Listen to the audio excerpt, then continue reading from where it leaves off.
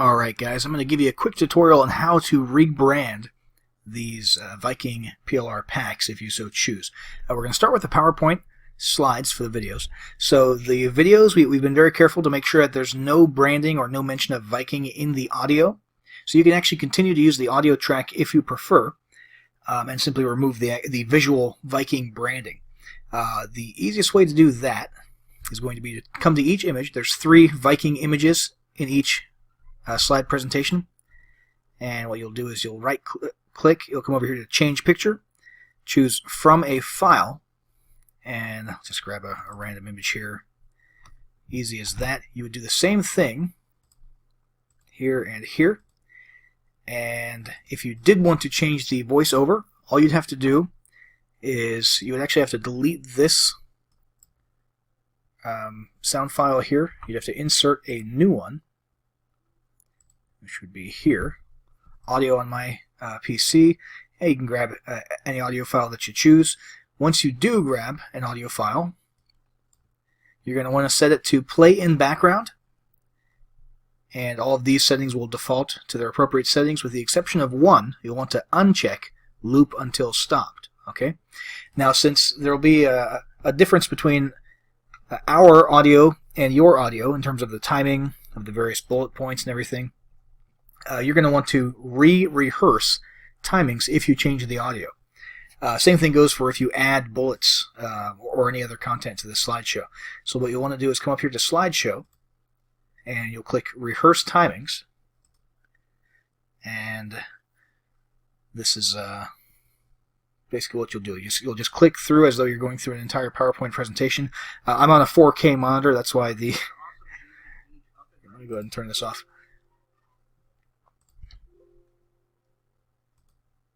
Yeah, sorry. So I was on a 4K monitor, so that's why it looked all zoomed in there. But basically, you would just proceed as though you were doing any other PowerPoint presentation and clicking at the right times in synchronization with your audio. And once you've done that, at the end there, when it says, do you want to save the timings, you hit yes. And from that point forward, when it renders a video, everything will be in sync.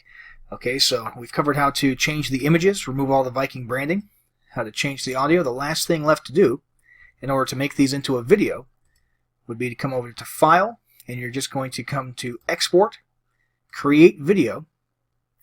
Make sure this is set to use recorded timings and narrations. Those are the ones that you just set up. It should be set that way by default, and to choose your presentation quality. There's no reason not to do full HD these days. And create video, and that'll render, over the course of a few minutes, an MP4 video file of this presentation. And let's see if I missed anything here.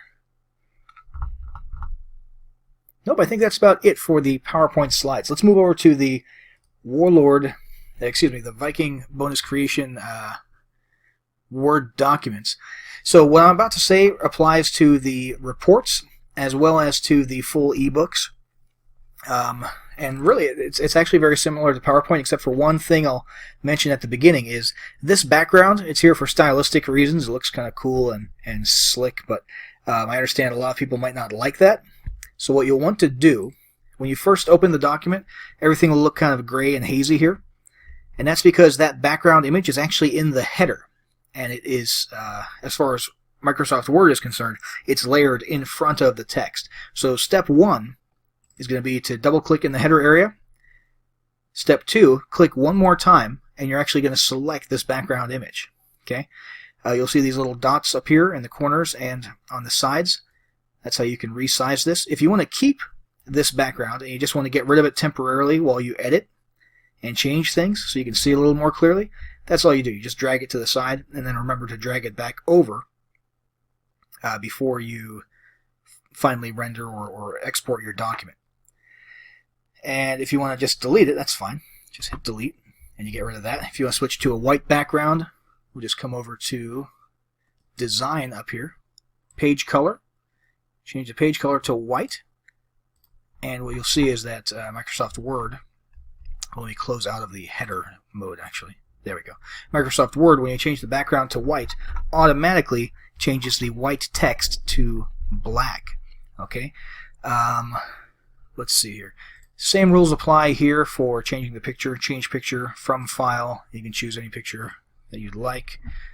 You would want to go into the footer area. I'm going to go ahead and change the page color back to black. It's worth noting here that in the footer area it does not automatically change this text to black if you change the background to white, so you'll want to come in and manually do that. Just up here under home, and you can obviously change colors up here.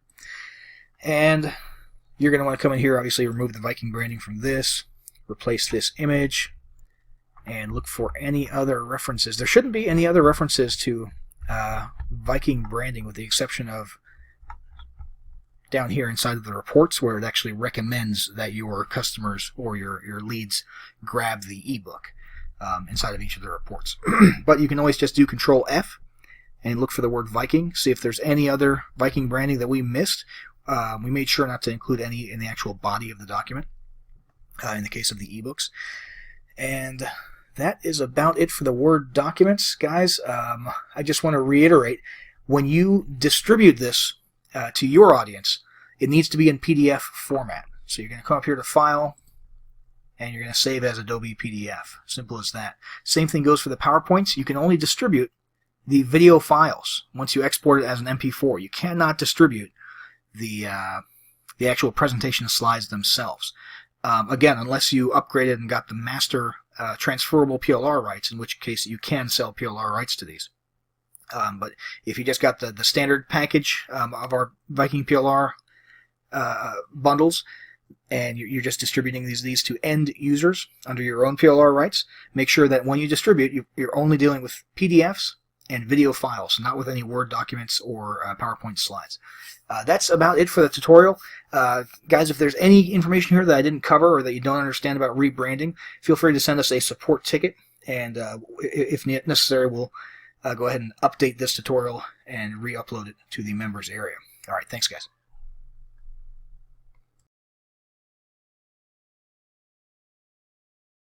There are so many social media platforms to choose from that most business owners focus their time and attention on one or two. When deciding which sites are best to brand and market your business, you can't forget the visually engaging pins and boards found on Pinterest. There's a few standout ways in which Pinterest varies from other social media sites. While you can follow users and they can follow you, it's not about friends and followers. Instead, it's about generating instant access to engaging visual imagery and informative pins regarding any and every area of interest. These pins can be added to a user's personal boards for future reference. Anyone can access any other user's pins by the category or keywords related to the pin. While each pin can have a bit of text or even a URL, the goal here is not the "here's where I am and what I'm doing" topic of most social media platforms. Instead, a relevant comment regarding the post and what it represents is standard. Most importantly, unlike Facebook and Twitter where your post's peak engagement is rarely more than 5 days or a few hours, pins can continue to show up in search results indefinitely. Now, if you're inclined to stick with the major players like Facebook and Twitter, don't write off Pinterest until you take a closer look at the stats. First off, let's talk about the sheer size of your potential audience. Pinterest boasts an insane 150 million active users. Yeah, you heard that right. 70 million of those are in the US, with 80 million outside the US. As can be expected, Pinterest activity is proportionately astronomical. There are over 75 billion pins, which have been posted to over 1 billion public and private user boards. Over 2 billion shopping pins are posted daily. 87% of users make purchases after seeing products or services on Pinterest, and 93% use it with an eventual purchase, online or offline, as their primary goal. Which makes Pinterest a no-brainer platform for those seeking to sell goods and services to a shopping-minded audience. And 72% of users make offline purchasing decisions based on Pinterest content. So it's not just a goldmine for online businesses. The average Pinterest user session is just over 14 minutes, which is very impressive when you compare that to most other social media platforms. 14 million rich pin articles are posted every day, and a whopping 5% of all web traffic comes from Pinterest. 80% of Pinterest users access the site from a mobile device, so mobile marketing and mobile-friendly content is very important here. And 2 out of 3 pins are posted by businesses or brands, so you've got some competition, which is actually a very good indicator for how profitable Pinterest can be. Oh, and if you happen to be in the culinary niche, guess what? There are over 1.7 billion recipes on Pinterest. As for your audience makeup, 81% of Pinterest users are women, so the Pinterest is for girls stereotype clearly has some truth to it, at least from a market research perspective. But don't worry, if your target audience is males, the percentage of males on the site is increasing rapidly, making up about 40% of new users recently. In case you were wondering, the most popular categories for these new male Pinterest users are technology, food, and drink. Big surprise, right? As for age, millennials are using Pinterest just as much as Instagram. The median age of users is 40 years old, but the most active pinners are under the age of 40. So now that we've established why you should definitely be marketing on Pinterest, let's talk about some Pinterest goals.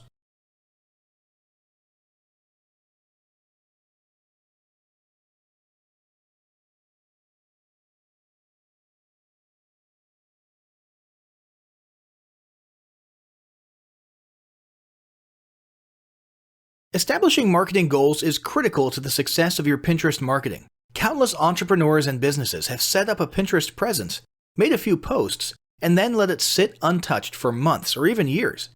This is usually due to a lack or absence of goals. So, before you even begin establishing any sort of Pinterest presence strategy, you need to establish clear marketing goals. Your goals should be specific, measurable, and attainable. They can be long-term, short-term, or a mix of both. Deadlines and milestones can be helpful as well. I want to increase my social following would be an example of a bad goal that will likely result in your marketing efforts petering out after a while, because there's no specific milestones. I want to gain 1,000 likes by Christmas is an example of a good goal. It's specific, measurable, and certainly attainable. Below are some examples of the various goal categories you might be interested in for Pinterest. First up, traffic to website. And here we're talking about sales, leads, or content marketing. Probably one of the most popular goals of Pinterest marketing is to funnel your Pinterest traffic back to your own web properties. After all, most businesses don't do business on Pinterest per se. You're leveraging Pinterest to obtain traffic and convert that Pinterest traffic into brand followers, leads, prospects, and customers. So maybe your goal is to get people to a landing page with a free offer where they can subscribe to your list and become a lead. Maybe they're being sent to a sales page or an e-commerce store. Maybe you just want to do some content marketing and send them to your blog. Whatever the case, the end goal for a lot of businesses will likely be bringing Pinterest traffic away from Pinterest and over to their own web properties. Next up, there's social following, or Pinterest as autoresponder. In this goal category, your aim is to build a large number of followers. The reason we also refer to this as Pinterest as autoresponder is because the main sought-after benefit here is to increase the number of people who will see your pins in their home feeds.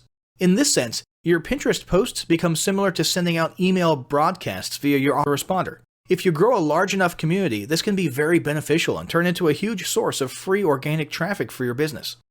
Next, passive presence. Some businesses might have purely passive goals. Simply being present and discoverable inside of Pinterest is a benefit that has wider appeal and greater utility than you may think.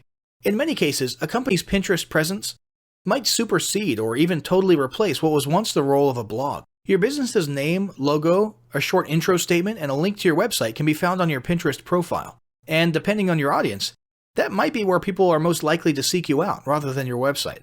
Much like a blog, people can see your boards and recent pins. This same approach can also be used for events, communities, and brands. Next up, brand awareness. Another goal that's less thought about might be spreading brand awareness and recognition. If you're just starting out, there's a good chance your brand might be in need of a jump start.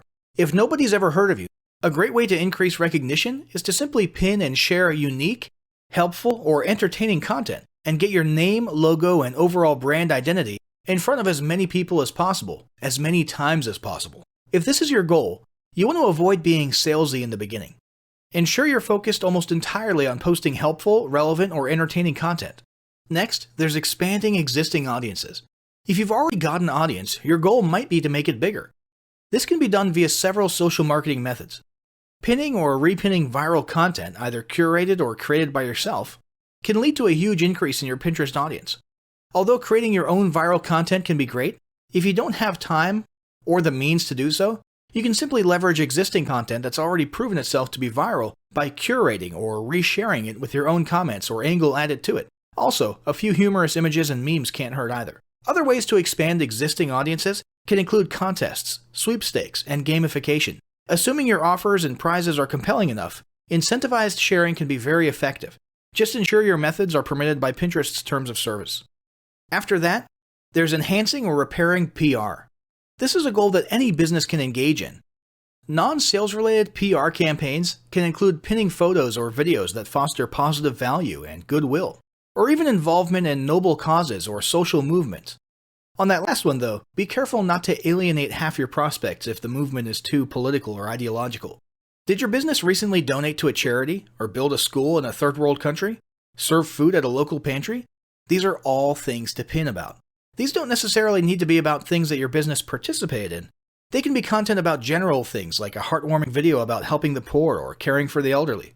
Special holidays like Christmas, Thanksgiving, or Mother's Day also present opportunities to leverage emotions, foster goodwill, and enhance your public relations. If necessary, PR repair can be done as well. If your business recently had a mishap or did something that caused negative PR, a campaign of PR enhancement like described above can work wonders in improving your public image.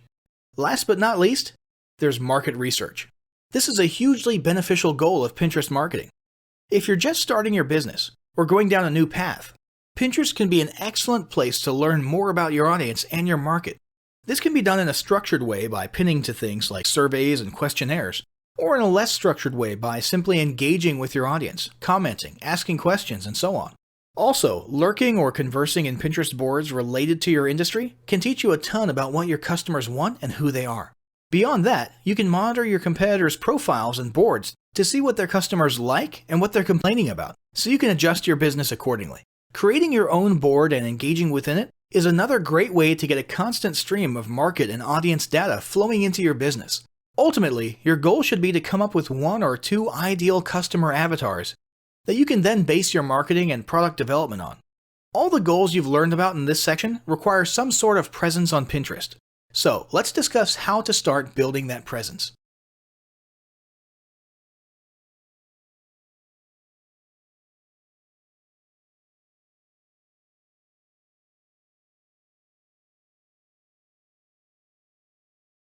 First, let's talk about setting up your Pinterest profile. Pinterest profiles are short and sweet, but don't underestimate the importance of a quality profile. Ideally, your Pinterest account should be your business name, if it's not already taken. If already taken, get as close as possible. Or if your business is one that doesn't seem pin conducive, like a bank or a credit union, create a business Pinterest page for an adjacent topic. Using a bank as an example, you could create a page that focuses on shameless money-saving tips. Add a clean and clear profile image. In most cases, your business logo is appropriate. However, if your logo doesn't fit well, have it redesigned to fit or substitute it with a best-selling product or even your founder or CEO's headshot. Be sure to add your website homepage URL so that anyone who finds their way to your profile page can easily be redirected. Fill out your location, where you're based or your service area. Fill out a short and engaging About Me section, letting visitors know what makes your brand unique. Next, let's talk about creating a Pinterest strategy. As with all methods of online or offline marketing, you must have a strategy in place. Since each social media site is unique, your strategy also must be unique to Pinterest. In other words, you can't just pre-schedule the exact same posts to Instagram, Pinterest, Facebook, and Twitter. That's not to say that there can't be some overlap, but each site is utilized for different purposes, so your content and strategy must reflect your purpose. Your first step will be to set some clear, specific, and measurable goals, as we discussed earlier. To begin with, you need to build your foundation. This means investing in creating an organized and relevant category of boards for both your shared pins and your original pins. Then you need to begin posting regularly to build your followers and number of pins. Once you have a foundation, continue posting at least 3 to 5 times a week with the goal of getting your website traffic from Pinterest at or above the average of 5%. To determine the percentage of those who transfer from Pinterest to your website, landing page, or linked URL, you should set up Google Analytics. You can also use your preferred analytics software or view the analytics provided by Pinterest. Your page must be set up as a business account to view Pinterest analytics. What you're looking for is which pins do the best so that you can create similar yet unique pins. Let's talk about setting up rich pins. Rich pins simply mean that you can provide in-depth context about your pin. There are currently 4 rich pin options: app, product, Recipe and article. For example, a product-rich pin could automate the current price featured on your website and might let the customer know if the product is in stock. You need to apply for rich pins, which is fast and approval is easy. Pinterest really just needs to verify that you're legitimate and that you have the basic metadata requirements. Next, there's promoted pins. The focus of this marketing guide is to help you design an organic Pinterest marketing plan, but we do want to make sure you're aware of all of your options. If you want to hyper-target your demographic, you can invest in paid promoted pins. Promoted pins increase engagement by 2 to 5% and drive more targeted traffic directly to your website or sales funnel or opt-in page. Your pay-per-click promoted pins offer advanced analytics and tips on what similar competitors are bidding on and which products are currently trending. The primary benefit of Pinterest paid advertising is that the cost per click is much lower than Google PPC. In most cases, you can bid under 50 cents per click and generate impressive conversions. Selecting your keywords is also far more intuitive. Now that we've talked a little bit about getting started on Pinterest, let's move on to Pinterest content ideas and best practices.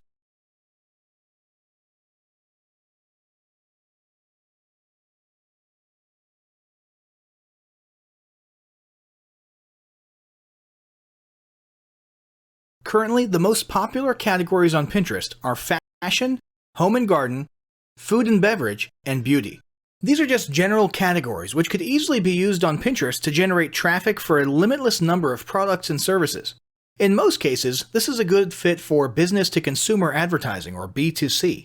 But don't write off your business-to-business or B2B just yet. You just have to get strategic and creative. When looking to build your boards, and for original content inspiration, consider the following. Repins. Repinning is the fastest and easiest way to bulk up your boards. Your category boards should be designed to inspire or educate anyone who visits your site. Even though a pin is repinned, you can add your own unique comment. Just make sure the source is always clear. Next, let's talk about the importance of adding the Save Pinterest button or widget to your website. This will increase engagement on Pinterest by neatly organizing content on your site that visitors want to refer back to on their board of choice. Once saved to their board, the save has the potential to be repinned. How will they know that they can repin website graphics to their Pinterest account? When they hover over the image, the Pinterest Save button will populate. Now let's talk about quote cards. Quote cards continue to be one of the most effective pins out there. With the long list of user-friendly quote card generators, you don't even have to have graphics design skills to generate a pin worth sharing. This includes seasonal quotes, questions by industry professionals, and even original quotes and phrases relevant to your target audience. For example, 3 things only a nurse would understand. Next, recipes. Like we mentioned earlier when we were discussing statistics, there's over 1.7 billion recipes on Pinterest. Now, you don't want to post recipes if they're not relevant to your brand, product, or services. But if you're in any way related to food, health, beauty, fitness, or home, recipes can be a part of your mix. Next, there's infographics. Infographics come in many forms and are a visually engaging method of delivering fun facts, educational facts, product facts, or any information relevant to your primary target audience. Again, you can invest in infographic software to design your own. The great thing about infographics is that you can post them to Pinterest, your website, blogs, online content, and your other social media channels. You can even print them out for offline marketing purposes. These don't have to be the typical long-form infographics. They can just be a little square with 4 or 5 facts. Next, there's visually engaging imagery. If you're new to Pinterest, then now is the time to start browsing. What you're searching for is the quality of the photos that are performing well, the ones with lots of repins and comments. What you'll notice is that most of the posts look as though they're professionally photographed. You might not have the budget for professional photography, which is where do-it-yourself editing tools come in. Add a filter and adjust lighting, and you can make most photos look better. Just make sure your editing does not misrepresent the color of your product. Then there's casual product placement. Your photos and graphics need to accurately reflect your brand, but that doesn't mean your product needs to be front and center. In some cases, front and center might be the best way to go, but in most cases, not so much. For example, if you sell luxury interior paint, well, you can only have so many photos of your paint can, paint on the wall, brushes, or of painting in the act. So instead of, or in addition to those, why not post some photos of staged living rooms with your paint on the walls? Or let's say you sell fashion accessories. Your posts will get more action if you show stylish ladies sporting your fashions, as opposed to a ton of close-ups of your jewelry or handbags just laying down on a flat surface. Now let's talk about ratios for your pins. Pins that are too tall get cut off on mobile devices. And since 80% of users use mobile devices to browse Pinterest, you really don't want that. You can upload any size pin, but not all will reformat in the visually appealing manner that we're looking for. When it comes to ratios and designing your pins, keep these tips in mind. Profile photos should be 165 by 165. Your board cover image, 217 by 146. Tiny thumbnails will be 70 by 70. The aspect ratio for pins is 2 by 3 to 1 by 3.5. The maximum pixel width is 736 pixels, but you might want to aim closer to 600. Keep long pins like infographics at 736 by 2016. The ideal pin size is 736 by 1104 to 2016. Now that you have a better understanding of how to get started, you might be searching for a few best practices to make the most out of your new social media platform. Here's just a few. Number 1. Follow and repin local business owners. Not competitors, but businesses you do business with, or that you're a personal patron of. Odds are they'll return the favor. Bonus points if you have a shared target audience. Number 2. Start off with at least 6 boards that have at least 20 pins each.